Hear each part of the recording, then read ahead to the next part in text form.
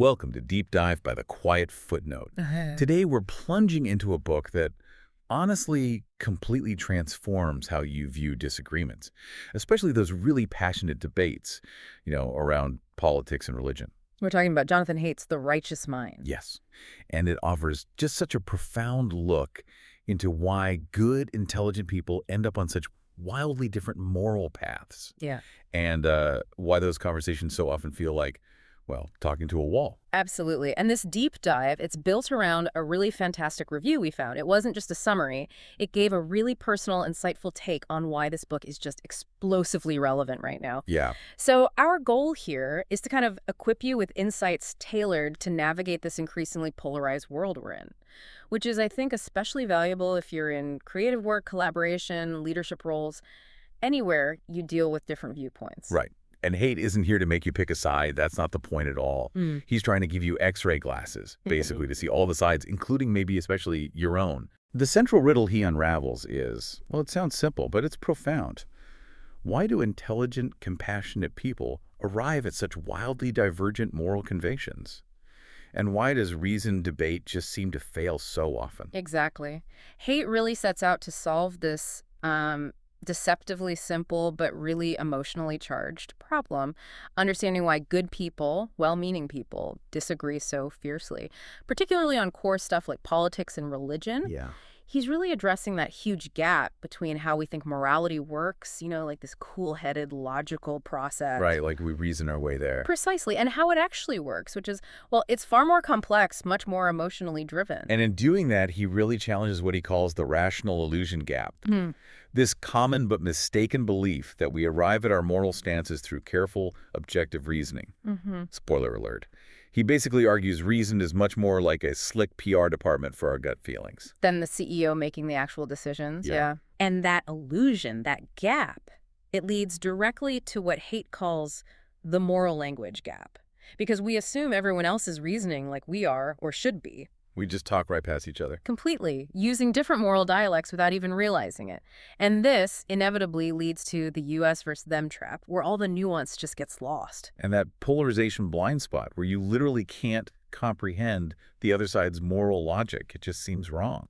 Right. So his ultimate goal is to provide a framework for understanding moral diversity, not as some kind of societal bug or flaw. Something to be fixed. Yeah, but as a fundamental, maybe even beneficial feature of human nature. Okay, let's unpack this foundational idea from Haidt then. Moral judgments. They don't start in your thoughtful, rational brain. Nope. They begin as immediate gut feelings. Your rational brain shows up much later, almost like a lawyer hired to defend a client it didn't even choose. That's a great way to put it. So he's essentially arguing that reasoning is primarily for, winning arguments, maybe binding groups together, not necessarily for finding objective truth. What's really fascinating here is how he contrasts the traditional philosophical views that, nativism, that morality is innate. Empiricism, that it's learned. Rationalism, that we reason our way to it. Yeah. He contrasts all that with his own social intuitionist model. Right. And this model, it just fundamentally shifts the focus. It argues our moral decisions are overwhelmingly driven by these quick, automatic gut feelings. It really powerfully challenges that popular belief that we arrive at moral conclusions through logical deduction. Feel like we do, though. It feels like we do. But Haidt says reasoning comes in after the gut decision, mainly just to justify it. And this is precisely why if you try to win people over using only facts and logic, You're knocking on the wrong door. completely. You're trying to persuade the writer, the logical part, when it's the elephant, the intuition, that's firmly in charge. And the brilliance of this is captured in that unforgettable metaphor, the rider and the elephant. The elephant represents your intuition, right? Those gut feelings, automatic reactions, this vast, powerful, emotional part of you. Yeah, the big, strong base. And the rider, on the other hand, that's reasoning, language, conscious thought. It's the smaller, more deliberate part. And the writer thinks it's steering the elephant. Right. But Haidt argues, in reality, it's mostly just finding eloquent ways to explain, to justify where the elephant already decided to go. We're rationalizers, he says, not really rationalists. And this just dismantles the illusion that you or anyone else can be purely reasoned into a different belief without first somehow addressing those underlying emotions, that elephant. So when you find yourself arguing facts with someone who's really dug in on a belief. You're not just knocking on the wrong door, you might be speaking entirely the wrong language. This concept, it really challenges the very foundation of how we approach persuasion and debate, especially in modern society. So, okay, what does this actually mean for you? Whether you're, I don't know, crafting a message, leading a team, just trying to get along with your family. Yeah.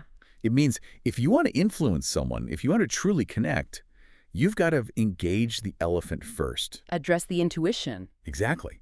Think about it.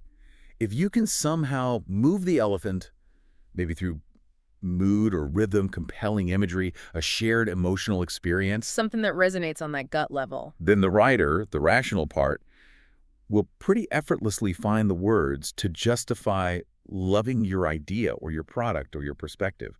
It's about speaking to people's emotions before their logic kicks in to defend the status quo. Okay, here's where it gets, I think, really interesting and super practical. Hmm. Haidt doesn't just say our guts rule. He actually maps out what those guts respond to. Yeah, this is the cool part. He charts morality onto these 6 fundamental moral taste buds. Right. Think of it like this. Your moral compass isn't just a single needle pointing north. It's more like a 6-string guitar. And you might not even realize you're playing a specific tune or that other people have different strings they favor. He calls this the moral foundations theory, and it suggests that human morality is built on at least 6 core psychological receptors, or taste buds, as he calls them. Okay, what are they? So first, there's care harm.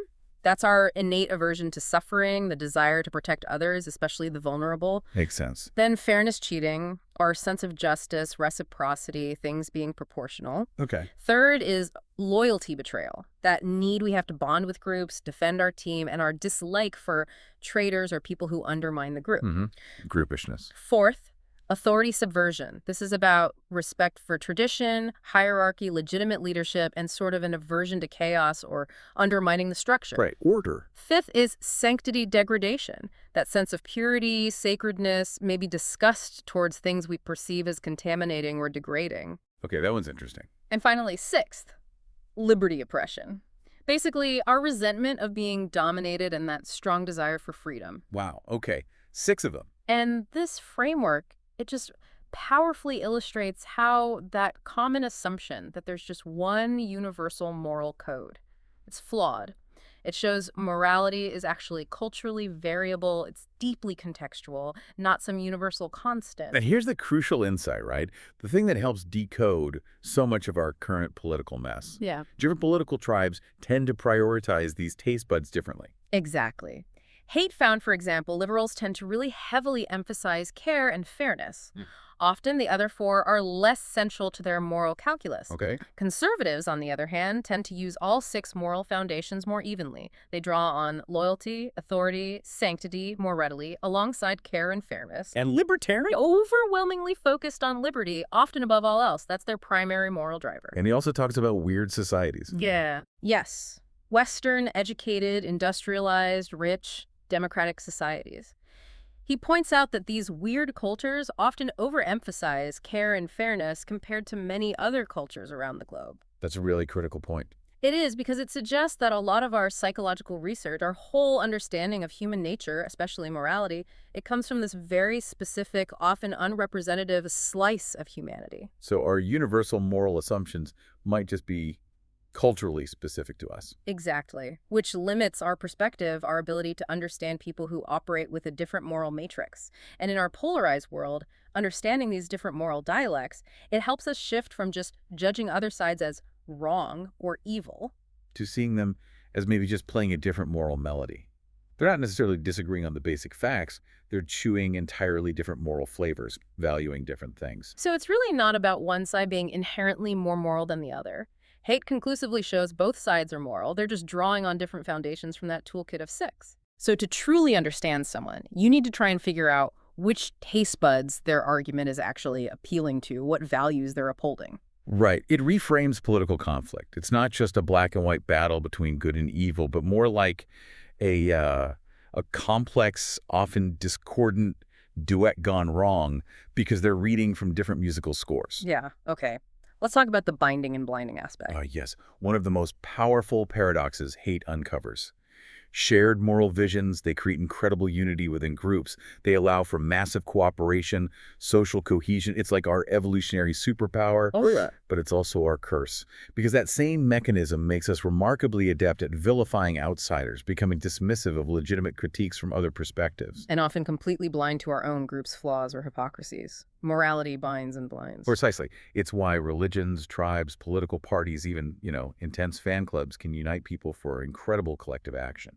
But simultaneously find it so easy to demonize those on the outside. It connects to that kind of unsettling truth that morality didn't evolve purely to seek objective truth. Right. Its primary function seems to be helping us cooperate effectively within our groups, even if that means bending or distorting the truth sometimes to maintain cohesion. This connects to his 90% chimp, 10% bee analogy, doesn't it? It does, yeah. We humans evolved with a strong individualistic drive, like chimps, looking out for ourselves, our immediate kin. Self-interest is powerful. But we also possess this profound capacity for group-oriented behavior, like bees in a hive. Under specific conditions, think ritual, shared struggle, experiencing awe together, what Durkheim called collective effervescence. You can flip a hive switch. Exactly. We temporarily transcend our individualistic nature and act for the greater good of the group. This powerfully shows that evolution doesn't only favor selfish individuals. It also works at the group level, fostering cooperation for collective survival. So understanding this means things like collective joy, unity, shared experiences. They aren't just sentimental fluff. Not at all. They're incredibly adaptive, powerful forces for cohesion. And it fundamentally reframes tribalism. It's not some unfortunate bug in human nature we need to squash. It's a deeply ingrained feature of our psychology. And it gives you, the listener, a lens to notice when you're maybe slipping into bee mode, acting for the hive, often without even consciously thinking about it. And another fascinating misconception Haidt tackles is the common belief that religion exists mainly to provide, metaphysical truths about the universe or the afterlife. Right, the theological aspect. Haidt argues that religion's primary overarching evolutionary function is actually deeply social. It's a kind of social technology. It powerfully binds people together, enabling complex cooperation and group survival long before states or other institutions could. It's like incredibly potent social glue. Exactly. Yeah. That helped human societies flourish. Okay, so The Righteous Mind came out in 2012. But reading it now in 2025, honestly, its ideas feel less like a historical study and more like an urgent survival guide. Absolutely. It feels incredibly prescient. We are living, you could argue, in a true peak elephant era. Explain that. Well, think about it. Social media algorithms, they are meticulously designed to feed the elephant our intuition directly. How so? They amplify outrage, fear, tribal pride, delivering these constant, infinite scroll dopamine hits that reinforce our existing moral intuitions, our gut feelings. Okay. So when the elephant is constantly being provoked, stampeding before the rider even has a chance to wake up and analyze, constructive, fact-based dialogue becomes almost impossible. So Haidt's core lesson, connect emotionally first. It isn't just helpful now. For many people, in many situations, it might be the only shot at cutting through the sheer volume of noise and emotion. And crucially, you mentioned those moral taste buds. Now they're being actively weaponized. Oh, absolutely. Entire industries, from political campaigns to marketing firms, even foreign adversaries perhaps, now deliberately target specific moral foundations to polarize populations, to mobilize them, to sow division. So if you don't understand these underlying foundations in yourself and others, You'll just keep perceiving the other side as irrational or crazy or just plain evil, instead of recognizing they're simply playing a different moral melody, responding to a different set of deeply held values that are being intentionally triggered. Haidt's framework really is like a decoder ring for this increasingly sophisticated moral messaging war. It really is. And this ties directly into what people are calling the outrage economy. Right. Platforms, media outlets, they often directly profit from keeping people morally inflamed because outrage drives clicks, shares, engagement. It keeps eyeballs glued. So without recognizing how your own moral foundations are being activated, maybe even exploited, You risk just becoming a passive pawn in someone else's narrative, someone else's business model. It powerfully challenges that common assumption that outrage is always a sign of moral righteousness. sometimes it's just manufactured. Often it might be a manufactured response, designed for profit or political gain. And here's where Haidt's work feels even more relevant today, thinking about the age of AI. Oh, definitely. If he were updating the book today, he would undoubtedly have a huge chapter on how AI systems are not just mediating our moral discourse. But actively generating it. Yes, through their content moderation policies, through the creation of increasingly convincing deepfakes, through their incredibly powerful recommendation systems that shape what we see and feel. That's slightly terrifying. It is. AI is increasingly shaping which moral taste buds get activated online, which narratives get amplified, which emotional responses are triggered, and at a scale we've never seen before. So moral persuasion isn't just human to human anymore. No, it's becoming human AI human. Which raises this profoundly important question for all of us. When AI is becoming so influential in shaping our moral landscape, who codes the elephant's diet? Wow. Who decides what moral values get embedded into these algorithms and what impact will that have? Exactly. And then you look at the bigger picture, the global scale.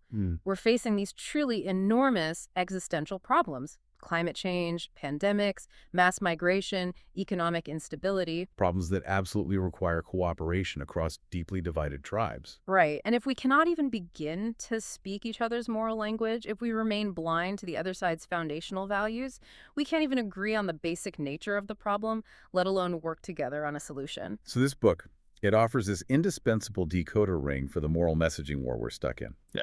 It makes Haidt's emphasis on moral humility feel not just insightful, but maybe existentially urgent. I think so. So if we were to try and distill the righteous mind down to its absolute essence, what are the core principles Jonathan Haidt really wants you to internalize to carry forward? Okay, let's try. 5 key takeaways. Number 1.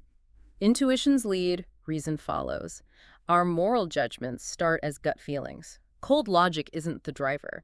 So to genuinely persuade or connect, you must appeal to the emotions, to the elephant, before you start arguing logic with the writer. Right. Number 2. Morality is multidimensional. It's not just one thing. It's built on at least those 6 distinct taste buds: care, fairness, loyalty, authority, sanctity, and liberty. If your message, your project, your appeal only plays one moral note, You won't resonate with people tuned to the other notes. exactly, you'll miss huge parts of your audience or your team. Okay. Number 3. Morality binds and blinds. Shared moral beliefs create incredible unity, cooperation, power within groups. That's the binding part. It's That for very the- unity can blind us to the humanity, the perspectives, even the valid critiques of those outside our group. So use that binding power of shared values with awareness, not with blindness. Good one. Number 4. We're 90% chimp, 10% bee. We are fundamentally individualistic, like chimps. But we also have this evolved capacity for groupishness, like bees.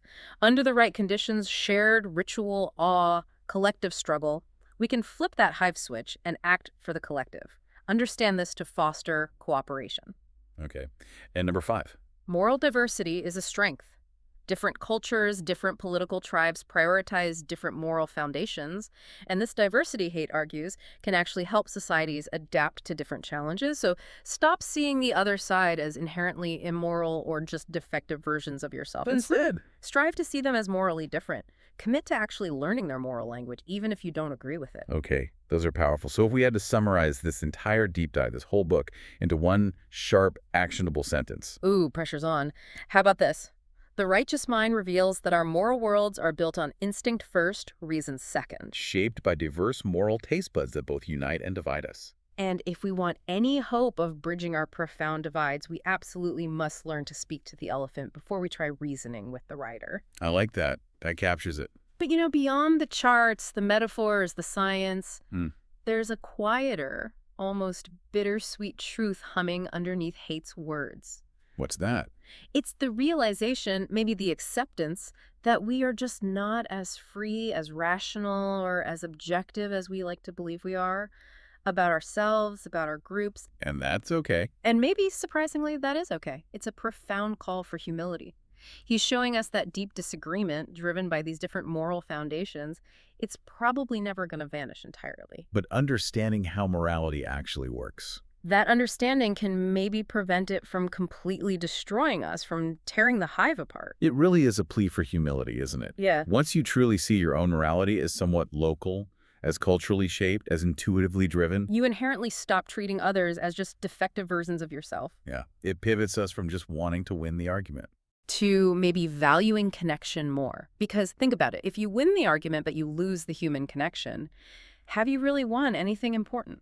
Probably not. And it emphasizes that tribalism, that groupishness.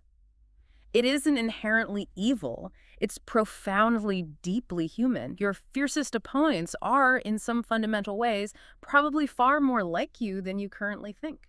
So the goal isn't necessarily complete agreement or converting everyone to your side. Maybe not. Maybe the more realistic, more achievable goal is coexistence. It's understanding. It's finding ways to live together despite the differences.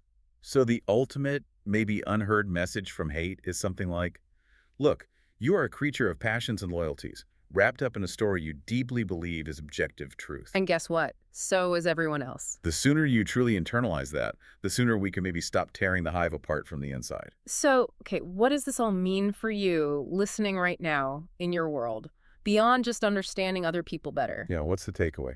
Well, this book is like a manual for surviving, maybe even thriving in this current outrage economy. It's a really powerful toolkit for your creative work, your collaborations, any leadership you do. It empowers you to recognize when your own moral systems are acting more like, team jerseys than objective truth detectors. Exactly. And it encourages you to think really deeply about how your own work, whether you're making music, writing a story, designing a product, leading a project, how it inherently triggers those moral taste buds in other people. Yeah. Understanding which moral flavors your work activates could actually be the key to designing experiences that maybe bridge divides rather than accidentally widening them. You could maybe deliberately craft messages or design events that intentionally try to flip that hive switch towards common ground, towards shared humanity.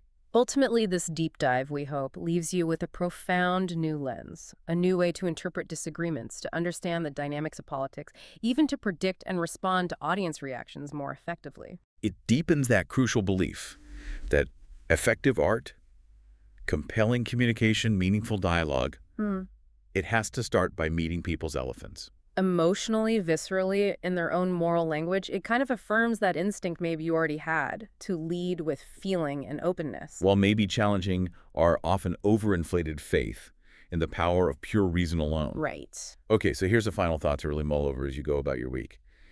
If reason is primarily just a servant to our intuitions, The PR agent for the elephant. then almost every institution we've built on the assumption that facts and logic alone will lead to moral consensus. Think about our legal courts, our political debates, even huge parts of our educational systems. Maybe they need a serious redesign. Wow, that's a big thought. What does that imply for how you approach truth, persuasion, and maybe even your own most cherished moral convictions moving forward? We really hope this deep dive into the righteous mind empowers you, gives you some tools to navigate today's incredibly noisy, often confusing moral battlefield with maybe greater insight, empathy, and purpose. Until next time, keep diving deep.